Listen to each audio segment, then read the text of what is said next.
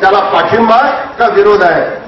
आणि मग अशा वेळी आम्ही इकडल्या बाजूला बसणारे काँग्रेसचे 20-25 आमदार उठून उभं राहिलो की आमदार साहेब उठो जगाचे और बोल येते.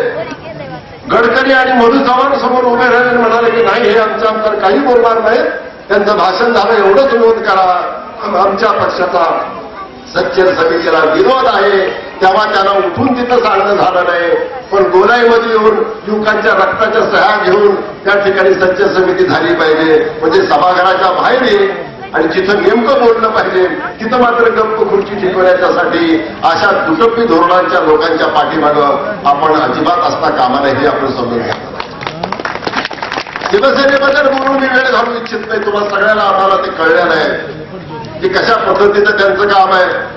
त्यांचा पक्षच मुळामध्ये जो त्यांनी उभा केलाय तो मुस्लिम आणि दलितांचा द्वेष करून मुस्लिमांच्या बद्दल